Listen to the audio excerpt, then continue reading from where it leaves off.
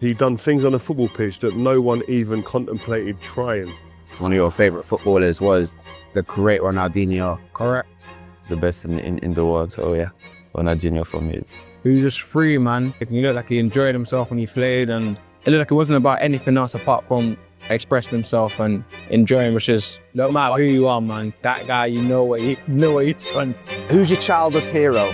Ronaldinho, Ronaldinho. the best player on the planet. He's a great player. He loved playing football. He had an aura and energy, a smile on his face that it was. This guy transcends football. The streets will never forget him, Reeve. How is this possible physically? Un jugador especial, un jugador. That is skills. Más mágico. Well, was like shocked the best player who ever touched the ball. The best player in the world. And He blew my mind playing against him because he had everything. To many, he wasn't just a footballer. He was Joga Bonito, the beautiful game made flesh. He played as if the ball was tied to his soul. Elastico, no-look assist, crossbar challenges for fun. He didn't just win matches, he bent them to his imagination. Because when Ronaldinho left his peak behind, it wasn't just a decline of superstar. It felt like the end of an era. And the question is no longer who killed Joga Bonito, but whether it can ever come back. Let's go back, not to trophies or tactics, but to a dusty street in 1950s Sao Paulo. No grass, no goalposts, just a ball, a few kids, and freedom. That was the birth of Futebol de Rua, street football. Out of chaos came something the world couldn't explain, a style that looked like dancing. Improvised, joyful, unpredictable. They called it Joga Bonito, the beautiful game, a phrase popularized by Pelé, who believed football wasn't just a sport, but art. It was creativity over caution, expression over system. Brazil's poverty and lack of structure gave players freedom. No coaches, no rigid tactics, just invention.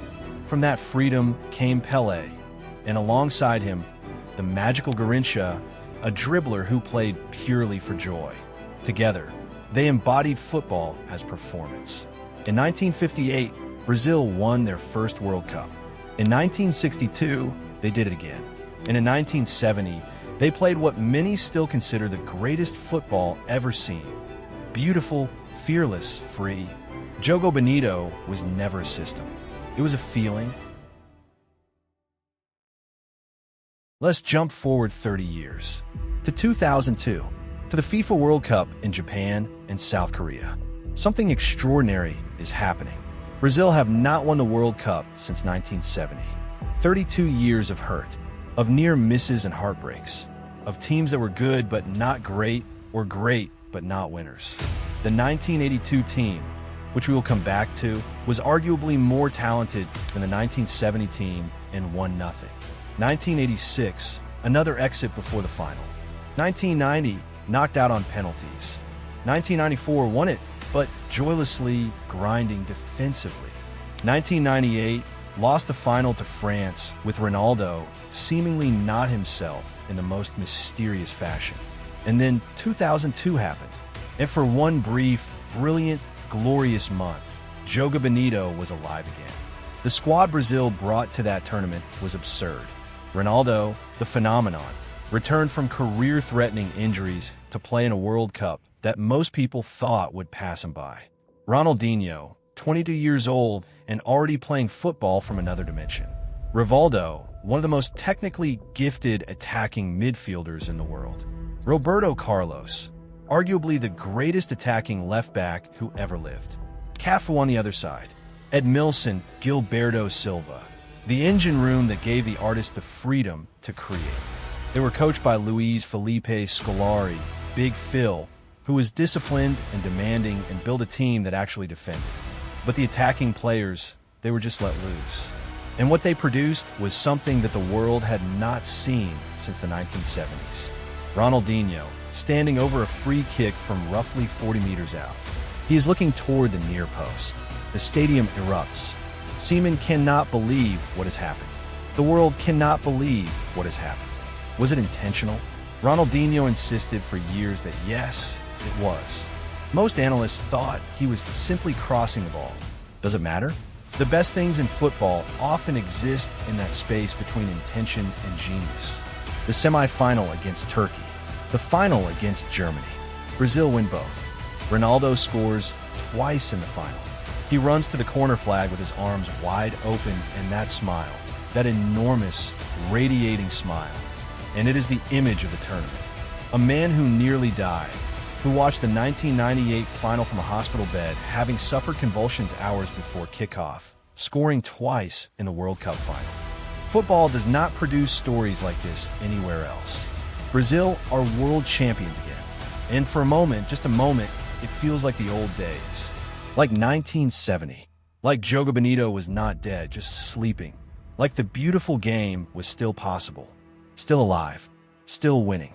And Ronaldinho. Let us talk about Ronaldinho. If there is one player in the modern era who came closest to what Garrincha represented, the idea of football as pure joy, as expression for its own sake, it was Ronaldinho. He played with a smile. Always. Whether it was a Champions League final, or a training session, or a friendly on a Tuesday evening in a half-empty stadium, Ronaldinho played with a smile.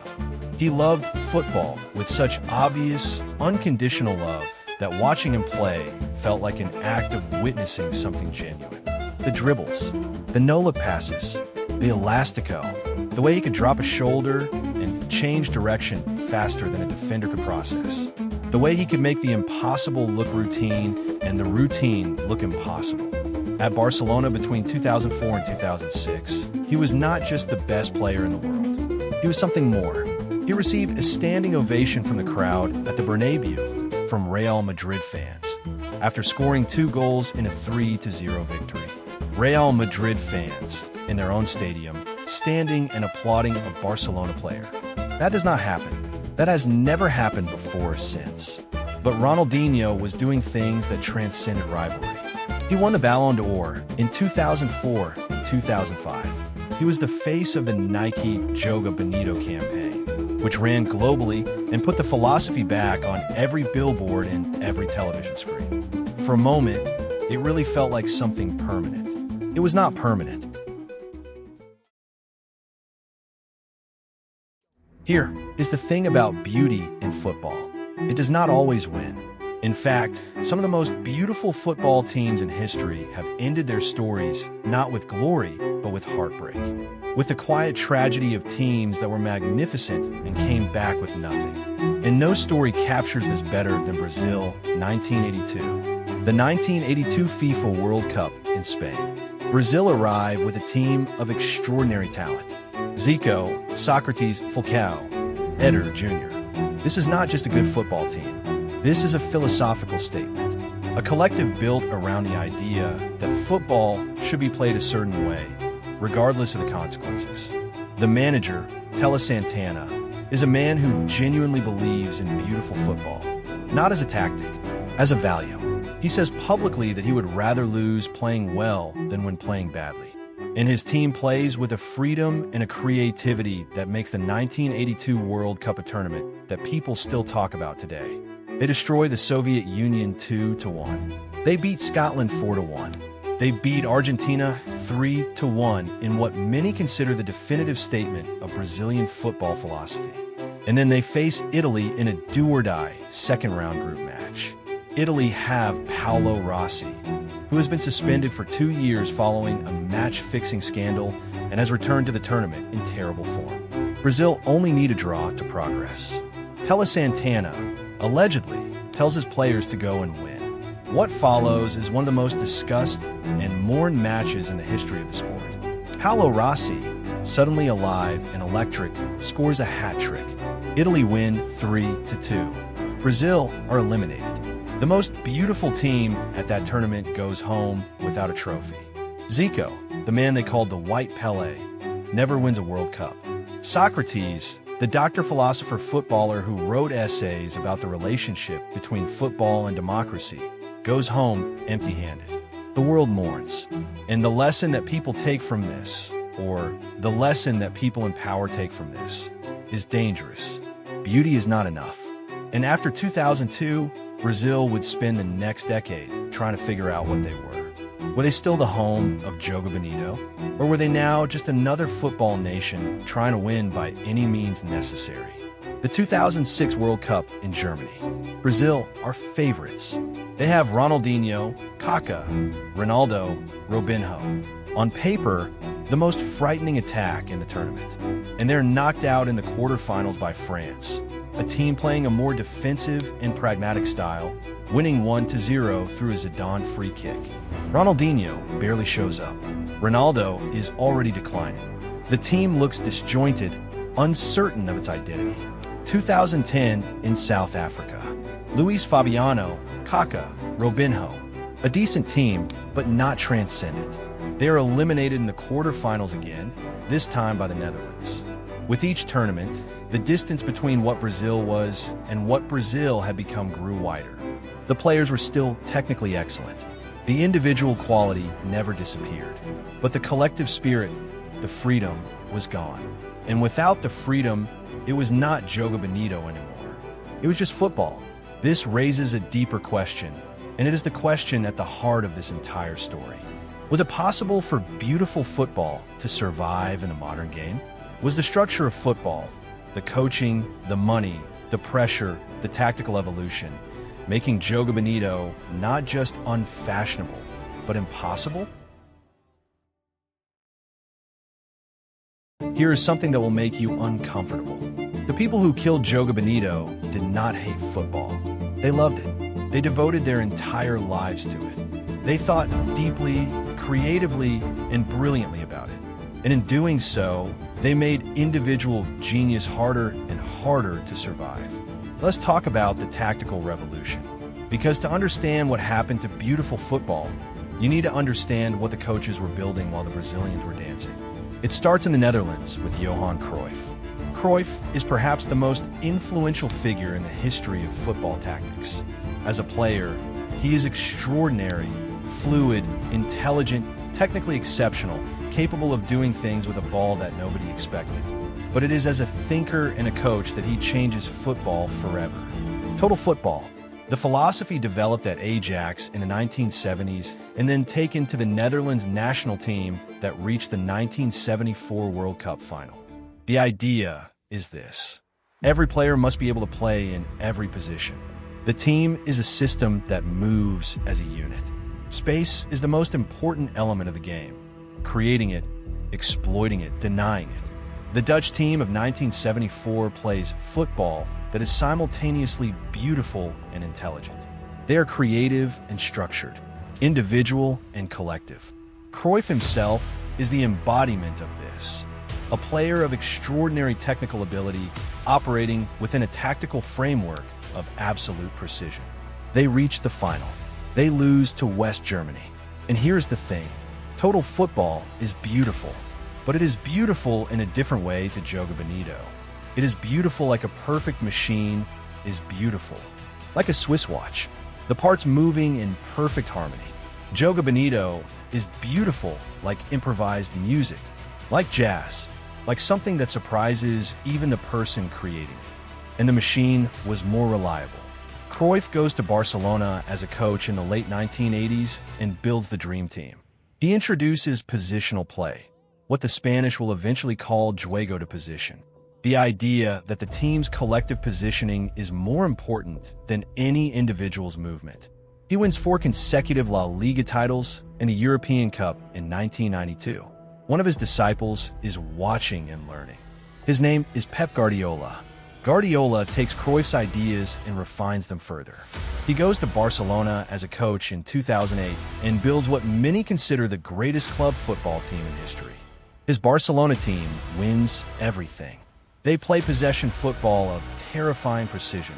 Tiki-taka, the press called it, though Guardiola hated the term. Short passes, high pressing, collective movement, positional dominance. They're magnificent. They're also suffocating to play against. And here is the problem for Joga Bonito. For individual creativity. For the street footballer who wants to express himself. The pressing, modern football's most destructive weapon. When Guardiola's Barcelona press, they do not simply run at the ball. They set traps. They coordinate their movements so that whichever direction the opposition player looks, there's a Barcelona player already closing that space. The decision-making time, the time a technically gifted player has to receive the ball, assess his options, and do something creative, shrinks from 2 or 3 seconds to half a second. Sometimes less. Half a second is not enough time to be Garrincha. It is barely enough time to pass the ball backward. And as Guardiola's ideas spread to his Manchester City, to his Bayern Munich, to his disciples and imitators across Europe, the amount of space and time available to technically gifted players shrank with them. Jurgen Klopp's high-gauge pressing at Borussia Dortmund and then Liverpool. Antonio Conte's rigid defensive structures. Diego Simeone's Atletico Madrid. A team that has made not having the ball into a philosophy, into a weapon, into something genuinely terrifying. These are all brilliant tactical minds. They are all doing something genuinely interesting and creative with football. But they are all, in one way or another, making life more difficult for the player who wants to express himself, for the player who wants to try something unexpected, for the player who wants to play like they are still on the street in Santos.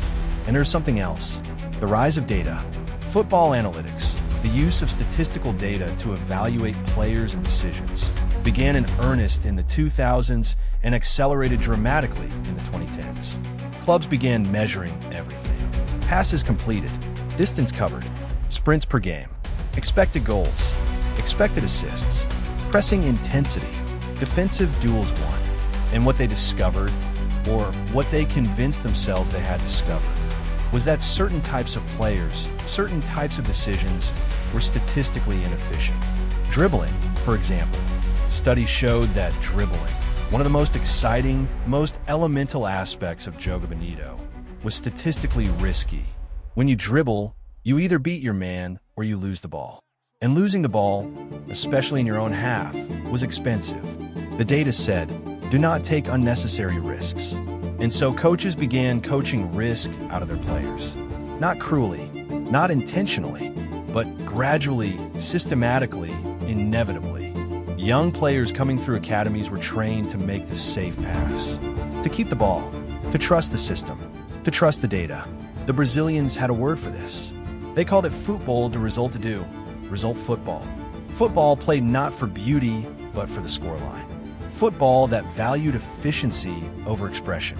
And as the world adopted this model, as academies from Manchester to Madrid to Munich trained young players in the same pressing systems and positional structures, the gap between the street and the stadium grew wider every year. The best young football players in the world were no longer the free souls who invented their own language on the streets of Sao Paulo. They were increasingly the technically competent, tactically sophisticated products of elite academies that had turned youth football development into a science. Something was being gained. Something else was being lost. Let's talk about money, because you cannot explain the decline of Joga Bonito without understanding what football became. In 1992, the Premier League was launched with a £304 million television deal. It didn't look revolutionary at first.